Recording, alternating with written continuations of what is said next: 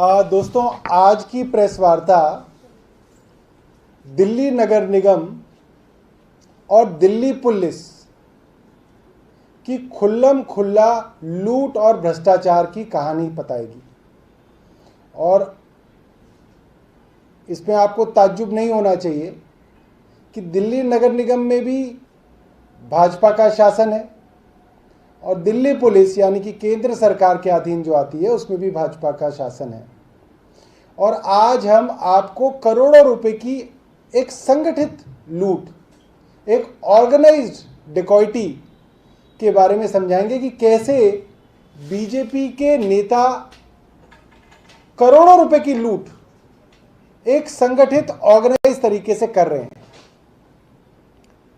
कुछ दिनों पहले करोल बाग के दर्जनों व्यापारियों ने एक बात को उठाया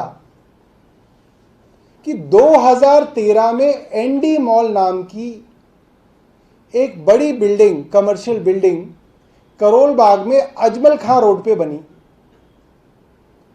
एमसीडी ने उसको अनऑथराइज्ड और इलीगल बताते हुए ground floor, first floor, second floor, सारे फ्लोर जो है उसके सील कर दिए।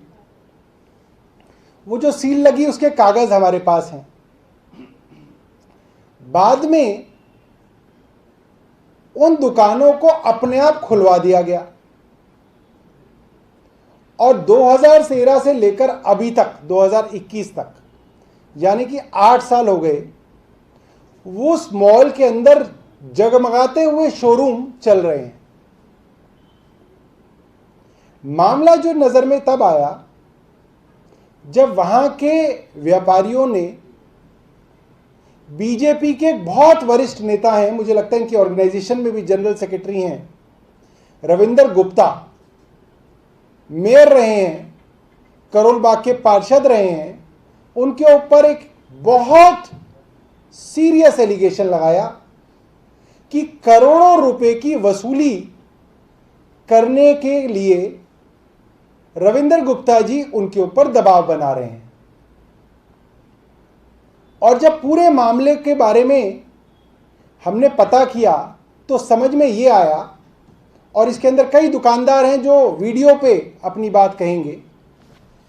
एक मॉल बन रही थी, एक कमर्शियल बिल्डिंग बन रही थी, उसको एमसीडी में पहले सील कराया गया क्योंकि वो अनऑथराइज्ड बिल्डिंग, सील कराया गया मगर डिमोलिश नहीं किया गया। आप इस बात को समझिए, सीलिंग एक टेम्परेरी प्रोसेस होता है कि आप एक बिल्डिंग को सील कर दें और फिर 1-2 दिनों में, 2-4 हफ्तों में उसको आप डिमोलिश कर दें। आपने सील कराया, उसको डिमोलिश नहीं कराया और फिर दुकानदारों से करोड़ों रुपए उगाए गए और इन दुकानों को चलने दिया। एक एफआईआर भी दर्ज कराई गई 2014 के अंदर, एक एफआईआर दर्ज कराई है। ऐसा नहीं है कि ये डीसीलिंग हो गई है इन कागजों, इन दुकानों की, ये बात प्रशासन की नजर में नहीं आई। बाकायदा एई, एक्सीएन, एससी और deputy commissioner Karol Bagh zone तक ये फाइल गई है। इस फाइल की नोटिंग हम आपको व्हाट्सएप पे भी देंगे। इसके अंदर लिखा है कि उन दुकानों को जिनको हमने सील किया था उनकी सील तोड़कर दुकानें शुरू कर दी गई हैं, लिहाजा इन पे कार्रवाई करनी चाहिए। और बाकायदा एसएचओ करोल बाग को चिट्ठी लेके कहा गया कि इनके ऊपर कानूनी कार्रवाई की जाए, इनके ऊपर एफआईआर दर्ज कराई जाए। और उसके बाद इस फाइल को दबा दिया गया और वहां पर पिछले 8 साल से धड़ल्ले से सारी दुकानें चल रही हैं।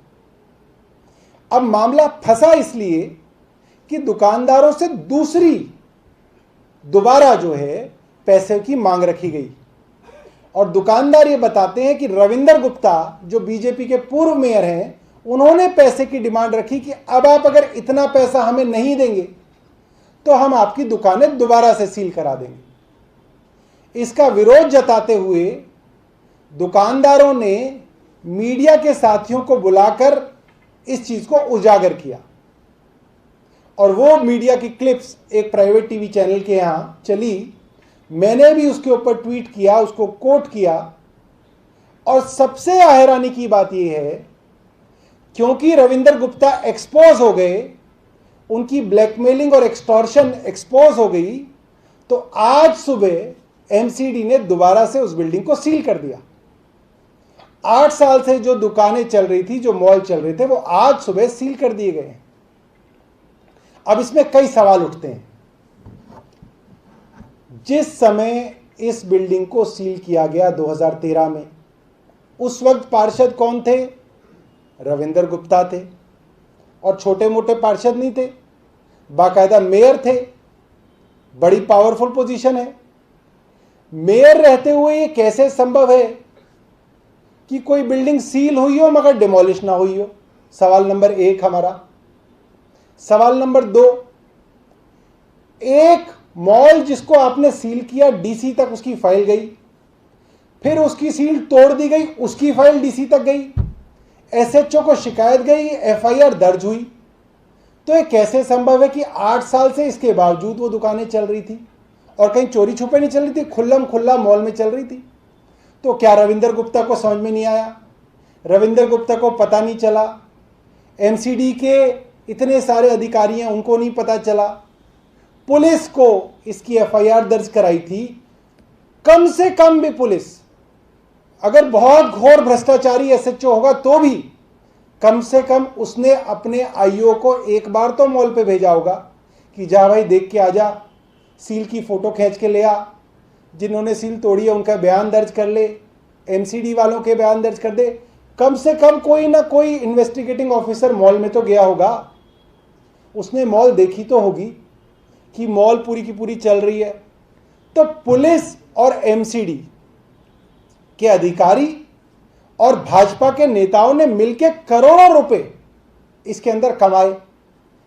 और अब जब दोबारा एक्सटॉर्शन करने का मन किया और दोबारा से ब्लैकमेलिंग शुरू की गई, तो दुकानदारों ने इसका विरोध किया, तो अब उनकी दुकानें सील करा दी। मतलब ये खुल्लम खुल्ला गुंडागर्दी, चोरी, डकैती जो है भाजपा इस वक्त दिल्ली के अंदर कर रही है। मुझे नहीं लगता कि इससे गंदा, इससे घटिया रूप किसी भी प्रशासन का आपको कहीं पे देखने को मिल सकता है कि जो दुकानदार आपकी कंप्लेंट कर रहे हैं, जो व्यापारी वर्ग जिन्होंने भाजपा को और आरएसएस को दिल्ली में पाला, इनको लोग घर में घुसने नहीं देते थे, आरएसएस वालों को।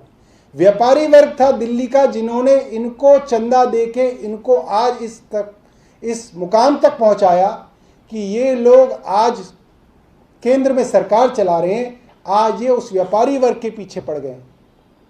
उनकी बिल्डिंगों को सील कराते हैं, उसके ऊपर पैसा लेते हैं, काम चलवाते हैं, और फिर जब मन करता है दोबारा से बहा मरोड़ के उनसे दोबारा पैसे की उगाही करते हैं। मेरा सीधा सीधा आदेश गुप्ता से सवाल है, क्या ये चोरी दिल्ली भाजपा को नजर नहीं आ रही? क्या वो रविंदर गुप्ता के ऊपर कार्रवाई करेंगे? क्या वो इनके ऊपर सीबीआई की जांच कराएंगे? इसके अलावा भी मेरे पास कई सारी रिटर्न कंप्लेंट्स रविंदर गुप्ता के बारे में आई हैं, जिसके अंदर बैंक से जुड़े कुछ मामलों के बारे में उनके ऊपर आरोप लगाए गए हैं। उसके बारे में हम सबूत इकट्ठा कर रहे हैं और एक और प्रेस कॉन्फ्रेंस रविंदर गुप्ता जी के बारे में हम लोग करेंगे। और हमारे सवाल बीजेपी के अध्यक्ष से, आदेश गुप्ता जी से हैं।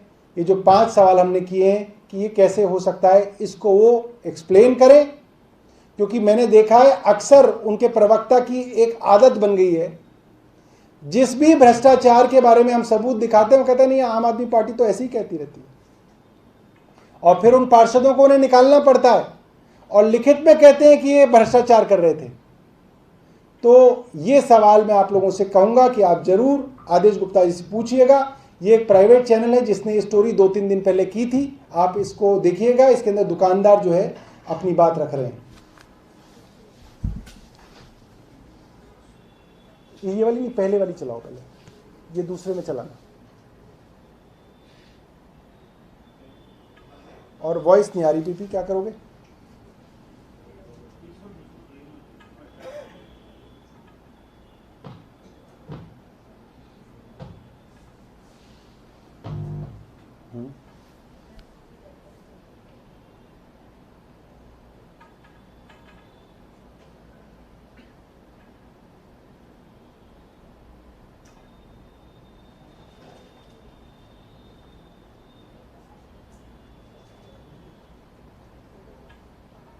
नहीं तो वो हटा दो और इस माइक यहाँ लगा दो, ये करोगे?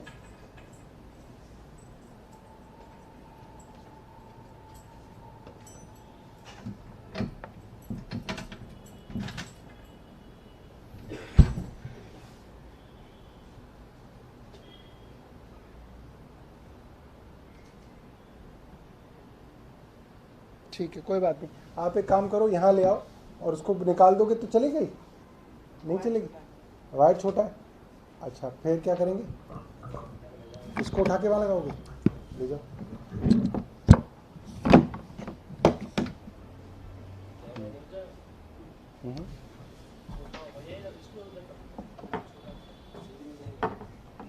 नहीं, वो आपका निकल जाएगा वहाँ से।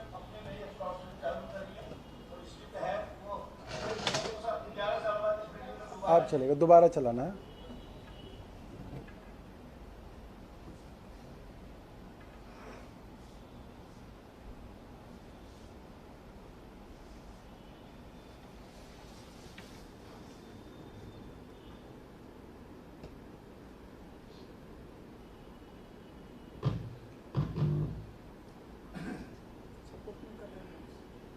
अभी तो चला था, कैसे चला था? हाँ।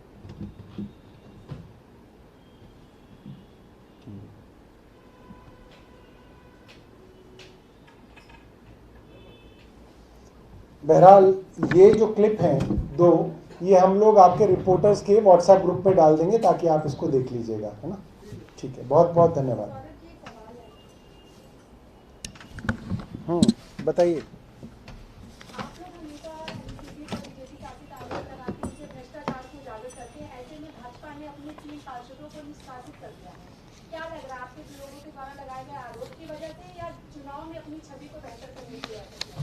नहीं, ये सिर्फ ड्रामेबाजी है, कुछ नहीं। सर, ये बिल्डिंग कब सील हुई थी? 2013 में। और बनी कब?